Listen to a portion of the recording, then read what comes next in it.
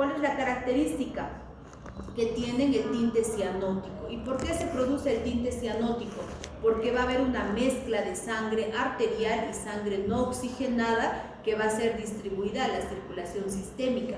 En este caso, la primera patología que vamos a ver es la tetralogía de Fallot, porque es la más frecuente dentro de las congénitas cianóticas. Y la tetralogía de Fallot, ¿por qué se llama tetralogía? Como su nombre lo dice, tetra, o sea, tiene 4 alteraciones. Las 4 alteraciones son las siguientes. Miren, hay una estenosis de la arteria pulmonar infundibular, hay una comunicación interventricular, un cabalgamiento de la aorta y una hipertrofia del ventrículo derecho. Entonces acá vamos a ver mejor, fíjense, estas 4 características de la tetralogía. Primero, miren esta comunicación interventricular, ¿no? Falta del septum interventricular. Segundo, miren, la aorta no sale del ventrículo izquierdo como sale normalmente, sino está cabalgado. Sale de esa parte del septum interventricular que no tiene septum, o sea, está cabalgado. Sale tanto del ventrículo derecho como del ventrículo izquierdo, o sea, cabalgamiento de la aorta. Tercero, hay una hipertrofia de las paredes del ventrículo derecho. Fíjense, este es el ventrículo izquierdo y miren las paredes del ventrículo derecho. Están engrosadas, o sea, hay una hipertrofia. Y por último, hay una estenosis de la arteria pulmonar. Miren, acá está estenosada la arteria pulmonar. Entonces, estas 4 características nos van a dar lo que es la tetralogía de Fallot. Entonces, ¿por qué cianótica? Porque miren, la aorta está cabalgada, sale tanto del ventrículo izquierdo como del ventrículo derecho, entonces pasa tanto sangre oxigenada como sangre no oxigenada por la aorta y lleva pues a toda la circulación, por eso es que el paciente presenta cianosis. Ahora, ¿cuál de estas 4 características nos da el grado de severidad? La que nos da el grado de severidad, chicos, es la estenosis pulmonar. O sea, cuanto más estenosada está la arteria pulmonar, el cuadro clínico es más severo. Entonces va a haber un shunt de derecha a izquierda, ¿no? Debido a la estenosis pulmonar, que cada vez se va a ir aumentando más. Si disminuye la resistencia periférica, o sea, si el paciente, por ejemplo, hace ejercicio, o el paciente llora, o el paciente tiene dolor, ¿qué va a pasar? Va a aumentar el shunt de derecha a izquierda, o sea, más sangre no oxigenada va a llegar a toda la circulación. Entonces, ¿qué va a hacer el paciente? En este momento hace una crisis hipóxica. Por eso es que estos pacientes, si son niños, bebitos, se les tiene que decir a los padres que no le deben hacer llorar, porque si el bebito o el niño empieza a llorar, ¿qué va a pasar? Más sangre va a pasar, más sangre no oxigenada y va a ser la crisis hipóxica. En ese momento el paciente puede hacer un accidente cerebrovascular o puede llegar a morir. Entonces estos pacientes no pueden hacer ni llorar, ni hacer ejercicio, ¿no? Entonces fíjense, este es un esquema de la tetralogía de Fallot, ¿no? Miren este esquema. Miren, primero tenemos la arteria pulmonar, esta es la arteria pulmonar que está estenosada, miren, o sea, está cerrada, ¿no? Se cierra, está estenosada. Segundo, miren, hay una comunicación interventricular. Tercero, miren, la aorta está cabalgada, sale tanto del ventrículo izquierdo como del derecho, por eso es que la sangre pasa tanto oxigenada y no oxigenada, ¿no? Y cuarto, fíjense, las paredes del ventrículo derecho son más gruesas que las del izquierdo, cuando normalmente el izquierdo es más hipertrófico, ¿no? Entonces, igual acá, miren, este es un corazoncito normal, miren, la aorta sale del ventrículo izquierdo, pero miren acá, esta aorta está cabalgada, sale tanto de ventrículo izquierdo como de ventrículo derecho, ¿no? Y miren la arteria pulmonar como es normalmente, pero miren acá esta arteria pulmonar está estenótica. Entonces, cuanto más estenótica esté la arteria pulmonar, el cuadro clínico es más grave. O sea, ¿qué nos da la gravedad? La estenosis pulmonar. Entonces, estos pacientes pues van a vivir en una hipoxia crónica, ¿no? Son pacientes antes se conocía como los niños azules, ¿no? Yo cuando, por ejemplo, era niña escuchaba, ese niño es azul, así lo llamaban, porque son niños que viven pues cianóticos, entonces tienen los labios un poco morados, no tienen el tinte cianótico, van a tener también policitemia, pero esto puede producir trombosis a nivel cerebral, trombosis a nivel pulmonar, alteraciones en la coagulación por diátesis, y son pacientes que cursan con ferropenia. Entonces, es raro que el paciente con tetralogía de falos nasal e insuficiencia cardíaca al nacer, ¿no? Pero hacia el año de nacidos, estos pacientes llegan a tener hasta el 100% cianosis. O sea, estos bebitos, digamos que sea un bebé que no nace en un hospital, puede nacer normal, puede nacer con una coloración normal, pero conforme va creciendo hacia el año, el 100% ya tienen cianosis.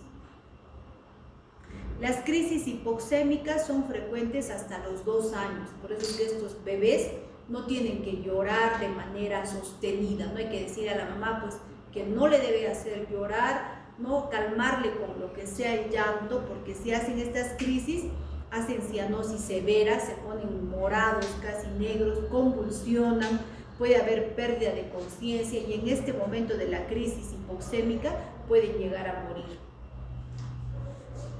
En cuanto a la clínica, la cianosis depende del grado de la estenosis pulmonar, como les vengo repitiendo, ¿no? Los signos generales: retardo ponderal, o sea, no hay un buen crecimiento, desarrollo ponderal, cianosis, y en este caso, como son pacientes que viven con cianosis toda la vida, que van a tener acropaquia, ¿no?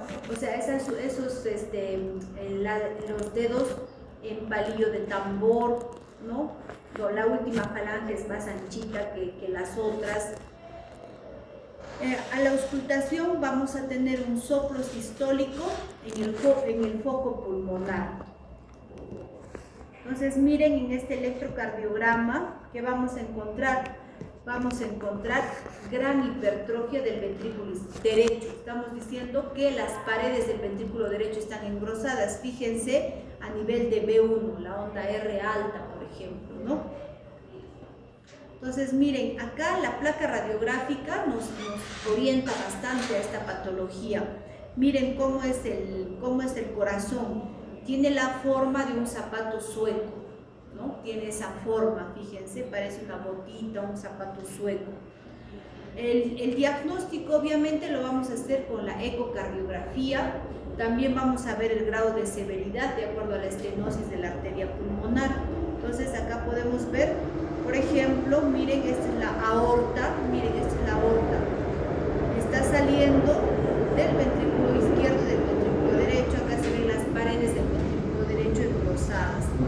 Igualmente acá, miren, esta es la aorta, esta es la arteria pulmonar y miren, la aorta está estenosada.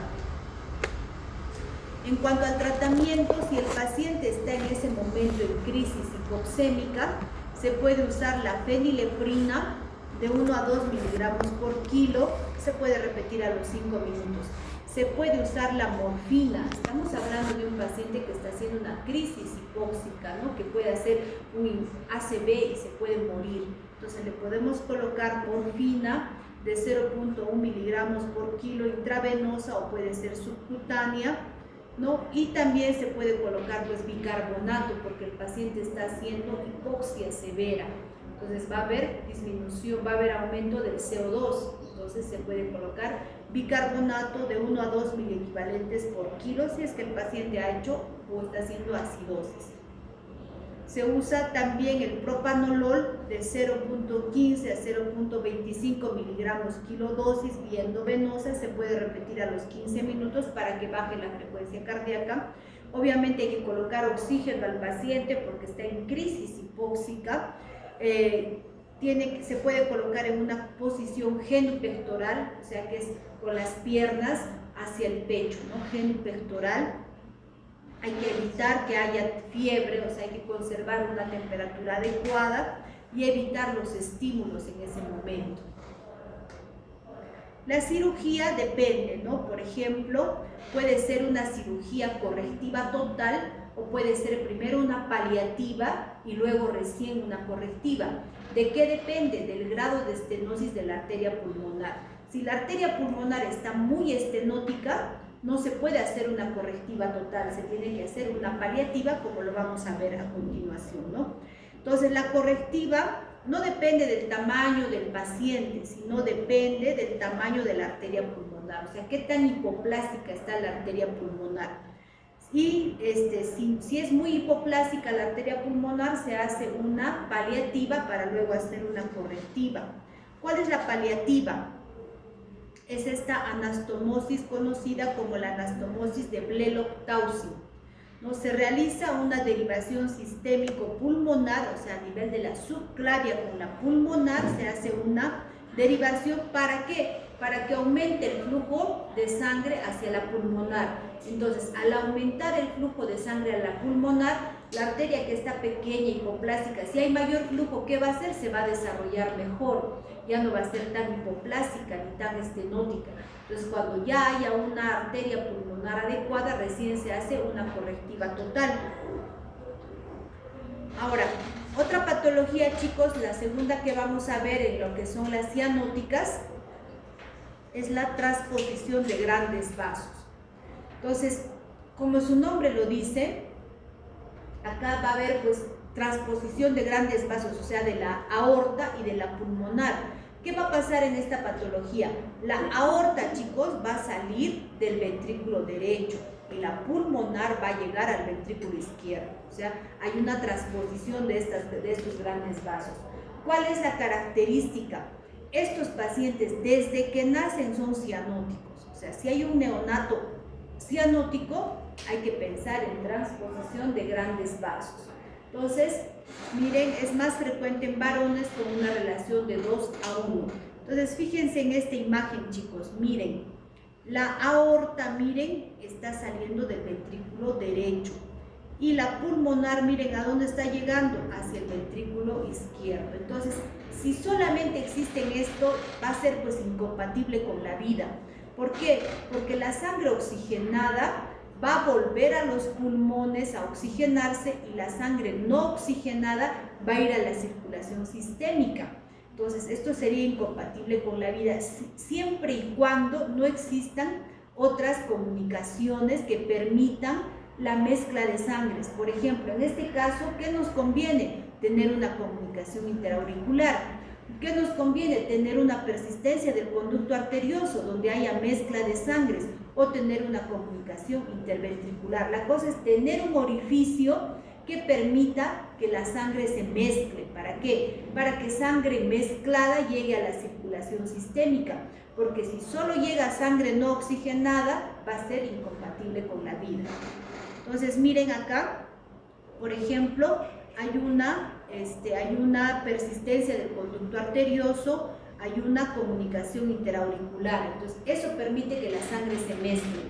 Por ejemplo, en este caso, que es una patología compleja, no nos conviene que se cierre la persistencia del conducto arterioso, no nos conviene que se cierre la comunicación interauricular o interventricular, porque son los únicos conductos que están permitiendo esta mezcla de sangres que hacen que todavía el paciente pueda vivir más tiempo. Entonces se va a producir en este caso dos circulaciones paralelas, ¿no? Va del ventrículo derecho, va hacia el sistémico, o sea, sangre no oxigenada, y del ventrículo izquierdo, que es la sangre oxigenada, va a estar dando vueltas, pulmonar, ventrículo izquierdo, pulmonar, ventrículo izquierdo, o sea, no llega oxígeno a la circulación sistémica. Entonces, ¿qué tiene que pasar para que estos pacientes sobrevivan? Tiene que haber un shunt, tiene que haber una comunicación, puede ser interauricular, puede ser interventricular o puede ser un ductus.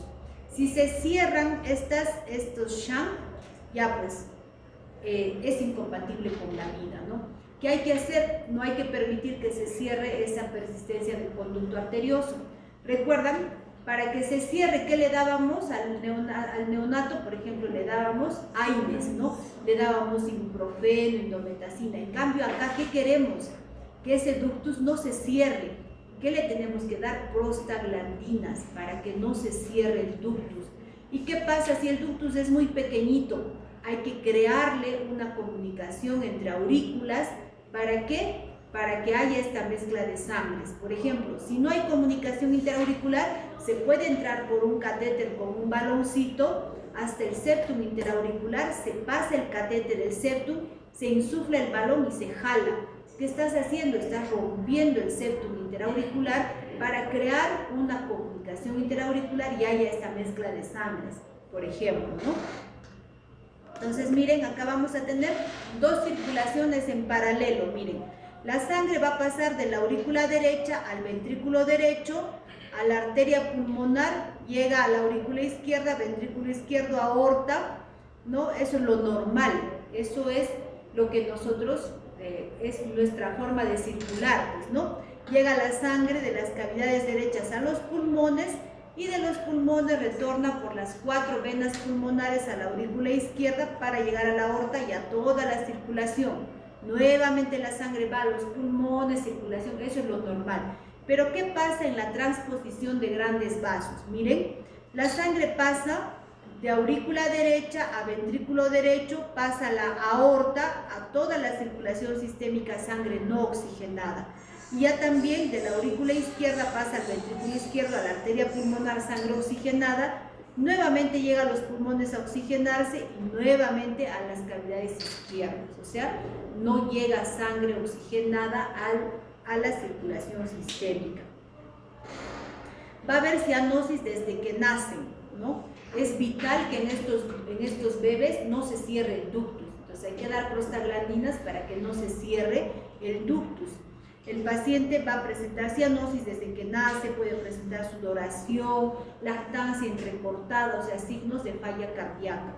El electrocardiograma puede ser un electro normal o puede tener sobrecarga de ventrículo derecho. Acá ya también la placa radiográfica es diferente, miren. ¿De qué tiene forma? Forma de huevo. Miren, es igualito al huevo de una gallina, miren, ¿no? Entonces acá cambia la forma del corazoncito, miren, es un corazón de forma ovoideo, ¿no? El pronóstico, si no se le da tratamiento, fallece el 90% al año, si es que no se trata. Ahora, ¿qué se tiene que hacer en el tratamiento? Mantener el ductus arterioso permeable, o sea, darle prostaglandinas para que ese ductus siga abierto. También se puede hacer, por ejemplo, como les digo, si no hay una comunicación interauricular grande o no hay que crearle esta comunicación para que pueda mezclarse la sangre. Entonces se hace una atrioseptostomía de Raskin. Esta es una creación de una comunicación interauricular mediante un catéter, ¿no? Se pasa el catéter, se insufla el balón y se jala, de tal manera que este baloncito rompe el septum interauricular y estamos creando una comunicación interauricular. Entonces, miren, acá tenemos, miren, la aorta está saliendo del ventrículo derecho y miren la pulmonar del ventrículo izquierdo. ¿Qué lo va a mantener con vida este paciente? Las comunicaciones. Miren acá entre aorta y pulmonar, o sea, este ductus arterioso permeable, esta comunicación interauricular, ¿no? Que van a permitir, miren, que la sangre se mezcle, de tal manera que llegue sangre oxigenada al ventrículo derecho, porque del ventrículo derecho va a ir la sangre por la aorta hacia la circulación sistémica. Esta es la maniobra de Raskin, o sea, la creación de la comunicación interauricular. Miren, se entra por un catéter, este es el septum interauricular, se pasa a la aurícula derecha, a la aurícula izquierda, se insufla el baloncito y se jala. Entonces este balón va a romper el septum y nos va a crear una comunicación interauricular. Esta es la maniobra de Raskin y por las prostaglandinas pues se hace que el conducto no se cierre, ¿no? Ahora, el tratamiento quirúrgico puede ser el fisiológico o de Mustard, ¿no? ¿Qué se hace en este tratamiento? Se redirige la sangre que llega a las aurículas de tal manera que circula de esta manera, miren, o sea, hay una redireccionalización de la sangre. De aurícula derecha ya no va a pasar al ventrículo derecho, sino al ventrículo izquierdo, luego a la arteria pulmonar, de la arteria pulmonar a la aurícula izquierda, al ventrículo derecho y recién a la aorta, ¿no?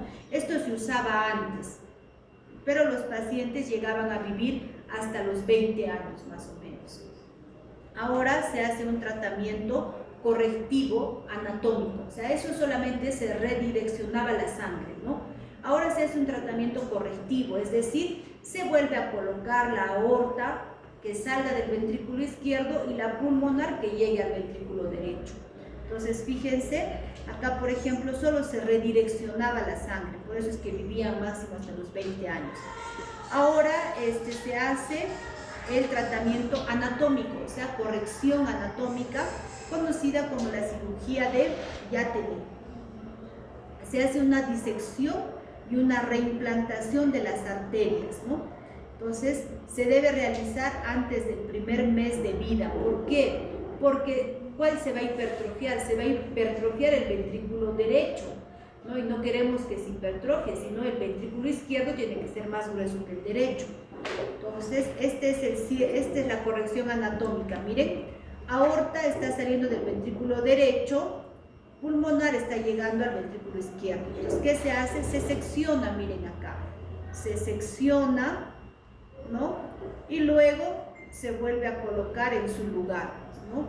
La pulmonar tiene que salir, como ven acá, del ventrículo derecho, y la aorta tiene que salir, perdón, la pulmonar tiene que llegar al ventrículo derecho y la aorta tiene que salir del ventrículo izquierdo. Esta es una cirugía correctiva total que pues va a hacer que el paciente, si sale bien, viva lo que tenga que vivir, pues, ¿no? No haya un límite o puede fallecer, pero de otras causas, ¿no? Ya la causa, la corrección es anatómica, o sea, es una corrección total, ¿no? Igual acá, miren, se ha seccionado aorta como pulmonar. Ahora, recuerden que de la aorta salen las arterias coronarias, entonces se tiene que volver a colocar las arterias coronarias a la aorta. Entonces, chicos, con eso hemos terminado lo que son las cardiopatías congénitas, tanto hacia